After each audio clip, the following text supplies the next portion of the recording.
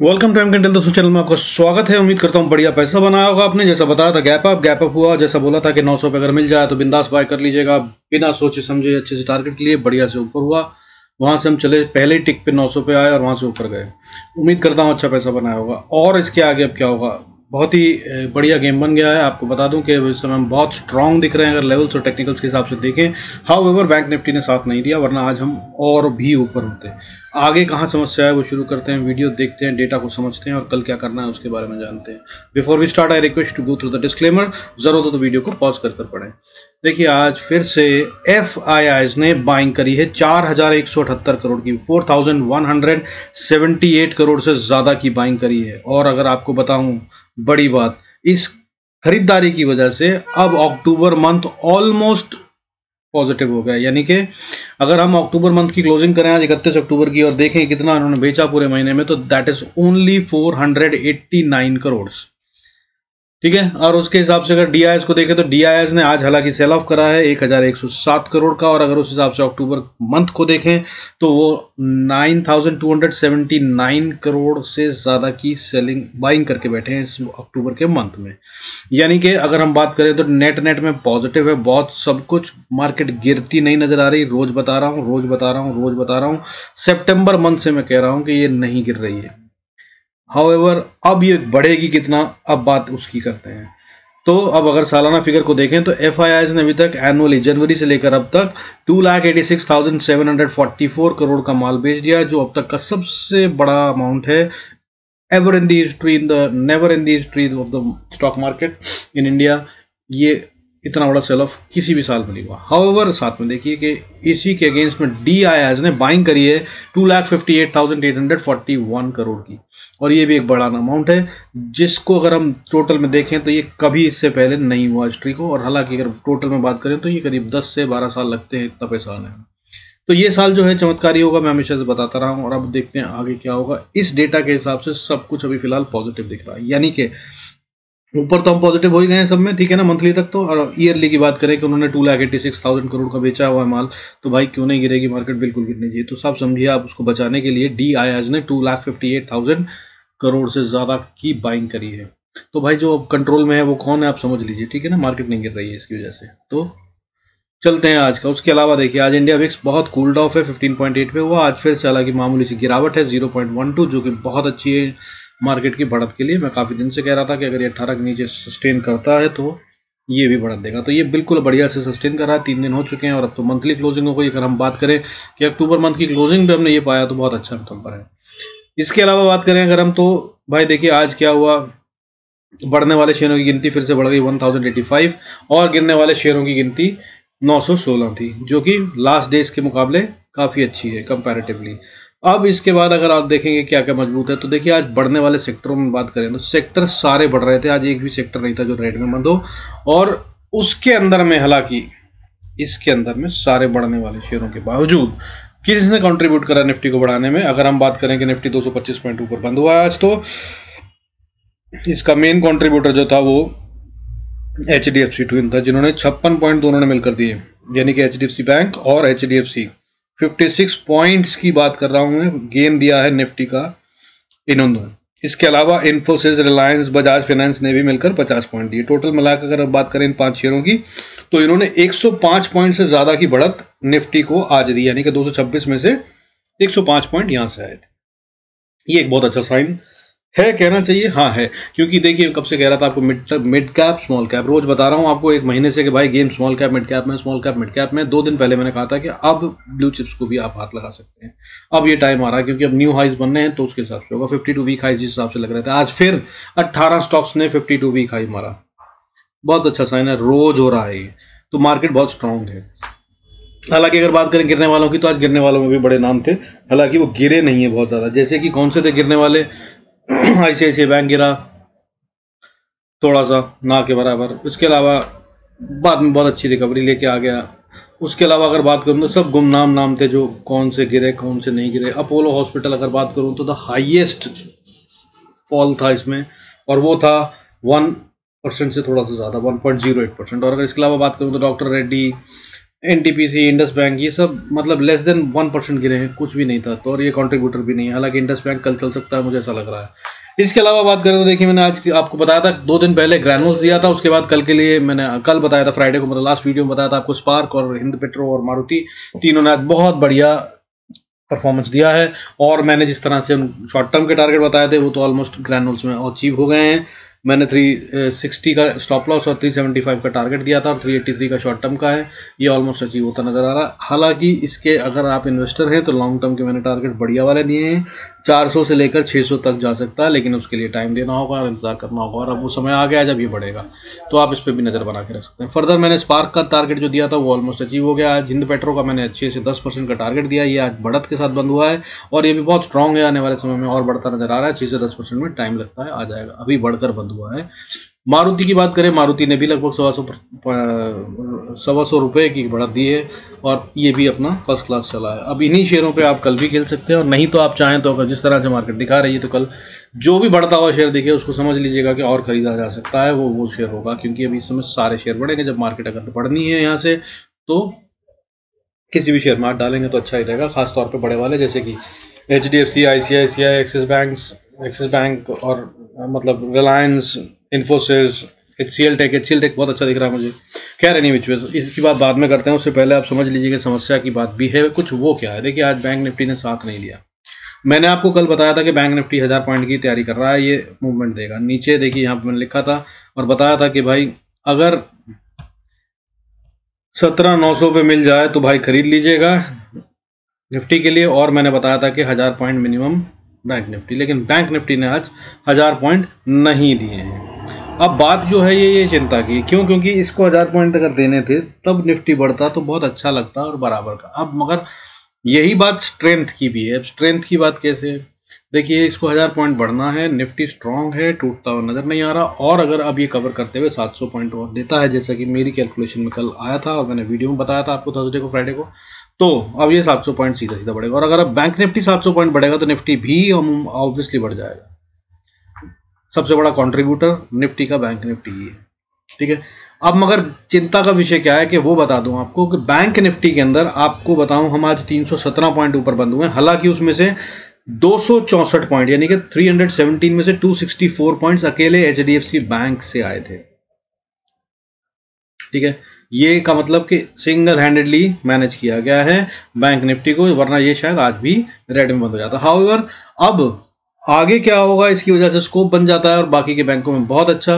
हालांकि आज ICICI में भी एक अच्छा गेम बना, नीचे जाने के बाद काफ़ी अच्छे से ऊपर आया। उसके अलावा इंडस बैंक में, कोटक बैंक में, सब में अच्छी मूवमेंट थी। SBI ने आखिरी में बहुत अच्छा सा रिट्रीवल जंप दिखाया।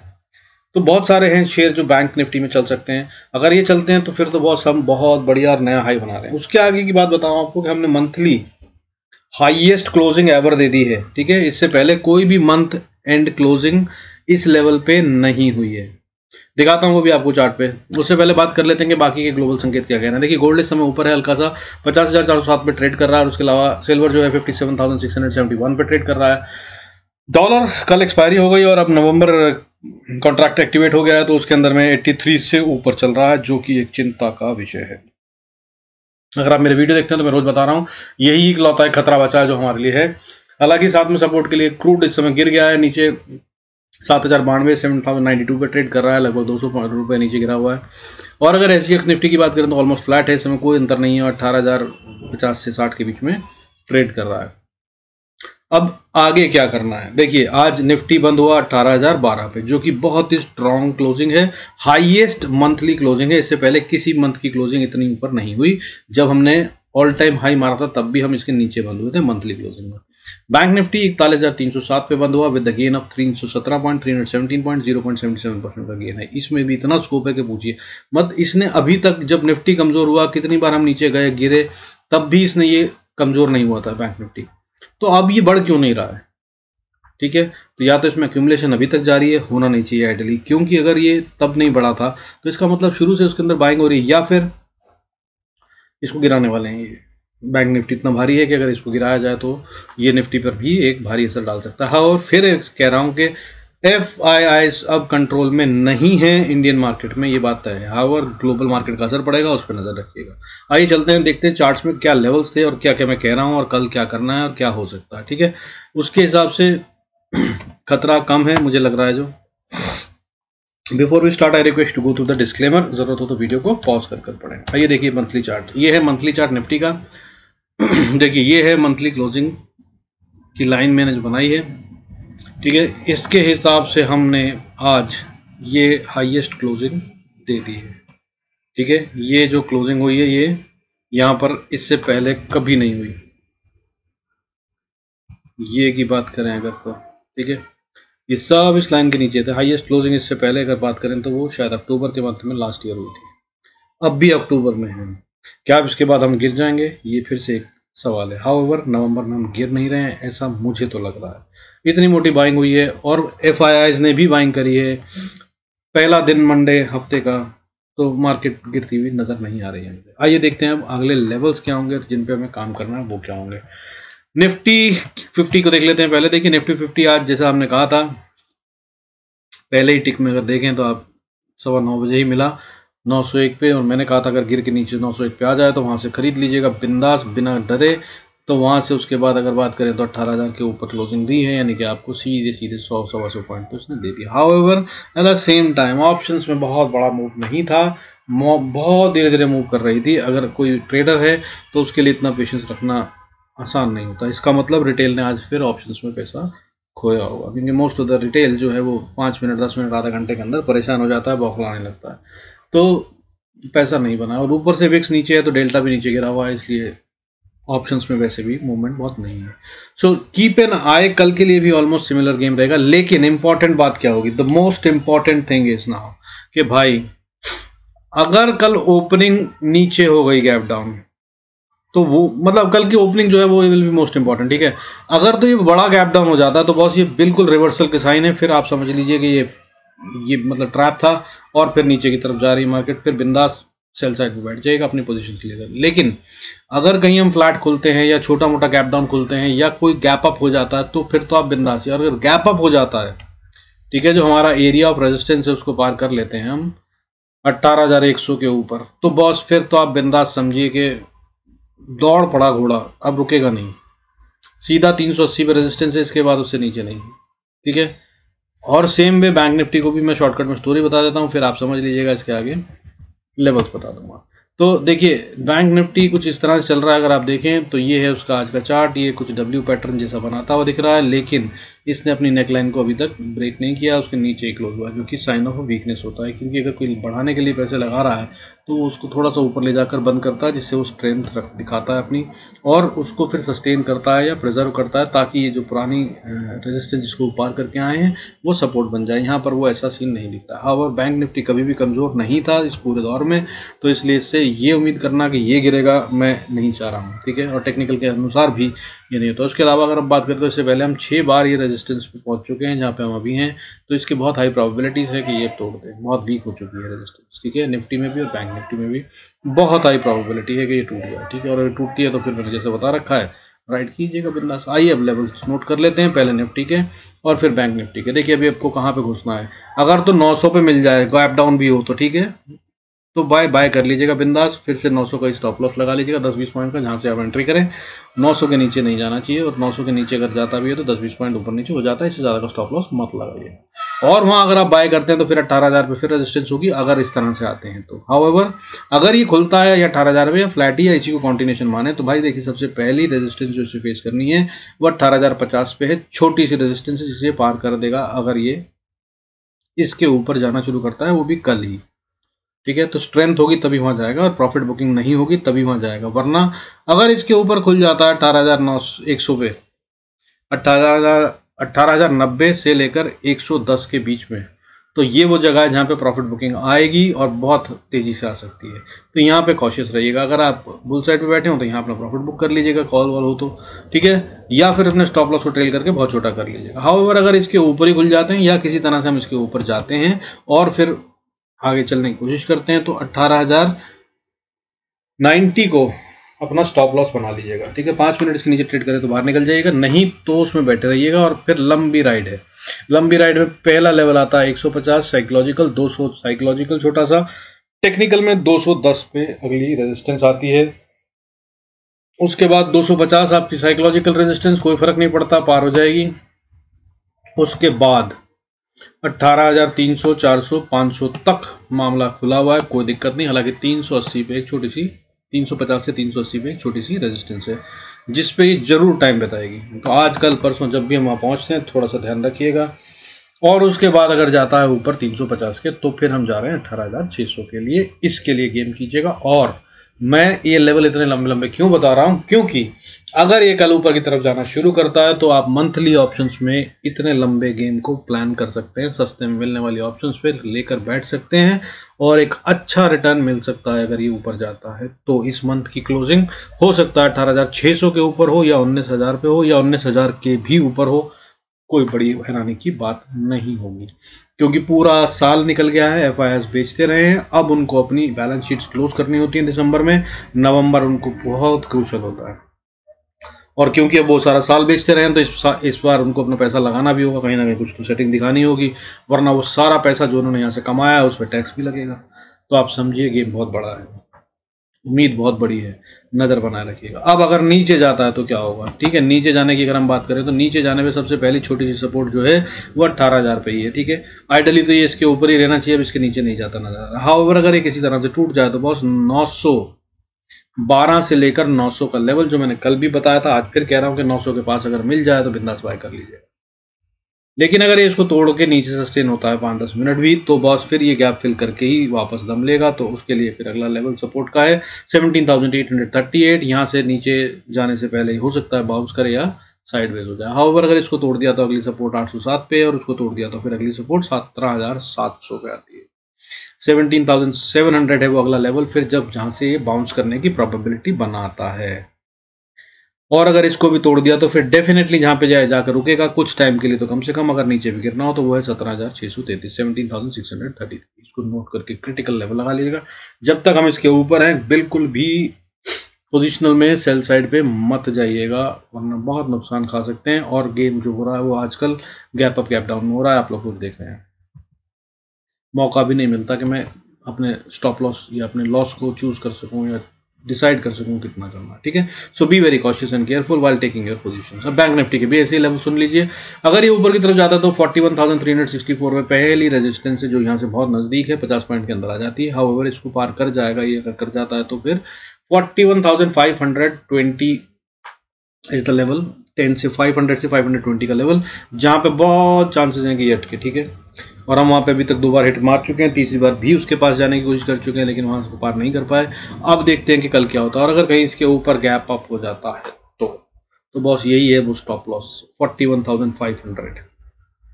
इसके ऊपर 5-10-20, ठीक है। बैंक निफ्टी में कुछ पॉइंट्स का हिसाब रख लीजिएगा, ऊपर नीचे हो जाता है 20-50 पॉइंट। ये ना हो कि मैंने 500 कहा था, आपने 500 सिस्टम में स्टॉप लॉस लगा दिया। बैंक निफ्टी में ऑप्शंस में कभी भी सिस्टम में स्टॉप लॉस नहीं लगता, ये बात याद रखिएगा। आपका स्टॉप लॉस आपकी आंखों में होना चाहिए, दिमाग में होना चाहिए, जैसे ही वो दिखाई दे फौरन वहां से निकाल दीजिए, मार्केट पे बेचना चाहिए, ठीक है। अगर स्टॉप लॉस हिट हो तो बैंक निफ्टी में बहुत तेज मूवमेंट होता है, इसलिए कभी भी सिस्टम में स्टॉप लॉस मत लगाइए, उड़ा देता है, ठीक है। टिप फॉर द डे, बहुत काम आएगी अगर आप अच्छा ट्रेडर बनना चाहते हैं तो। अच्छा, अब आगे चलते हैं। 515-20 के ऊपर अगर ये चला जाता है तो 500 को अपना स्टॉप लॉस, 490 को स्टॉप लॉस बनाइए और फिर राइड कीजिए। ये जा रहा है 41,825 पे, वहां जाकर ये रुके तो रुके, वहां पे प्रॉफिट बुक कीजिएगा, वरना उससे पहले मत कीजिएगा। हालांकि 41,500 एक एरिया है जहां पर रेजिस्टेंस बनती है छोटी सी, लेकिन वो ब्रीच हो जाएगी अगर ये कल उस लेवल को छूने की कोशिश करता है तो। जिस तरह का पैसा लगा हुआ है और जिस तरह का स्ट्रेंथ है और जिस तरह से इसको ऊपर जाना चाहिए और जितना स्कोप इसमें बाकी है, तो या तो कल 41,800 पार हो जाएगा या आ जाएगा, नहीं तो हम 500 पे थोड़ा टाइम बिताकर वापस घूमने की तैयारी भी कर सकते हैं। सो बी वेरी कॉशियस। और इससे ऊपर फिर 42,000 और 42,000 250 और 500 का लेवल मान लीजिए, उसके आगे अगर वो ज़रूरत होगी तो कल फिलहाल तो नहीं आ रहा है मुझे ऐसा लग रहा है, लेकिन हो भी सकता है, तो इन लेवल्स पे लीजिएगा। लेकिन मैं बता दूं आपको, अगर आपने 41,825 के ऊपर देख लिया है तो 100% प्रॉफिट मत बुक कीजिएगा, क्योंकि अदरवाइज आप फिर ट्रैप हो जाएंगे, क्योंकि बार बार आपको ये दुख होगा इसके ऊपर जाने के बाद शायद बैंक निफ्टी तेज चलेगा तो आपको लगेगा कि मैंने क्यों गलत बेच दिया, जल्दी बेच दिया, कम प्रॉफिट लिया। ठीक है, या तो इसके बाद सिस्टम बंद कर दीजिएगा, नहीं तो थोड़ा सा रख लीजिएगा माल। अगर आपने 4 लॉट खरीदे हैं, 10 लॉट खरीदे हैं, 50 लॉट खरीदे हैं, जो भी खरीदे हैं उसके अंदर से कुछ बचा के रख लीजिएगा, so that you can at least ride them and feel that कि मैंने इतने पे मजा उठाया। ठीक है, अब नीचे की बात कर लेते हैं। अगर नीचे जाता है तो क्या होगा? नीचे जाने के चांसेस कम दिख रहे हैं मुझे अभी फिलहाल। ग्लोबल पे नजर रखिएगा, कोई बहुत ही गंदी खबर आ जाए, कोई बम फट जाए, कुछ हो जाए तो कौन जानता है। ठीक है, तो जा भी सकता है, तो लेवल्स नोट कर लीजिए। 41,300 एक पहली सपोर्ट बनती है, उसके बाद 200 रादर 197 भी एक छोटी सी सपोर्ट बनती है, और ये बहुत कमजोर सपोर्ट है। अगर यहाँ पे जा रहा हो तो बस अपने स्टॉप लॉस ही ट्रेल कीजिएगा छोटे मोटे, अदरवाइज राइड कीजिएगा। उसके बाद जो असली सपोर्ट आती है वो आती है 41,026 पे। ठीक है, तो 41,020 पे अगर आ जाए वहाँ पे, तो वहाँ पे अपने प्रॉफिट्स बुक कर लीजिएगा, या फिर कम से कम स्टॉप लॉस ट्रेल कर लीजिएगा। यहाँ पर मार्केट थोड़ा निफ्टी, बैंक निफ्टी थोड़ा टाइम जरूर बिताएगा, और अगर इसको तोड़ के नीचे की तरफ जाना चाहता है तो फिर बाकी छोटी छोटी सपोर्ट्स की बात ना करते हुए मैं सीधा बोलूँगा 40,760 से 70 का एरिया है जहाँ पर इसको सपोर्ट मिलती है, और अभी ये फिलहाल वहाँ तक जाता हुआ नजर नहीं आ रहा है। नीचे के लिए इतने लेवल बहुत होंगे। इसके बाद अगर इंपॉर्टेंट लेवल की बात करूँ, छोटे लेवलों को छोड़ते हुए, तो सीधा 40,374 अगला लेवल है, जहां से जरूर एक बार ये कोशिश करेगा बाउंस करने की। अगर गलती से कहीं ये कल आ जाता है तो यहाँ पे अगर हो तो अपना ट्रेड रिवर्सल भी ले सकते हैं आप, ऊपर की पोजीशन के लिए बुल साइड पे आ सकते हैं अगर आप बियर साइड में यहाँ बैठे हो तो। आई होप आपको फायदा हो रहा है, वीडियो अच्छा लग रहा है तो भाई डू लाइक, सब्सक्राइब कर दीजिए, शेयर कर सकें तो शेयर भी कर दीजिए। I will be thankful. Thank you so much. God bless us all. See you in next video. कुछ सजेशंस हो, कुछ कहना चाहते हो तो do mention that in comments. और मैंने एक पोल डाला हुआ है दोस्त चैनल पे, अगर हो सके तो उसमें भी कंट्रीब्यूट कीजिएगा। I will be thankful. God bless us all. See you in next video.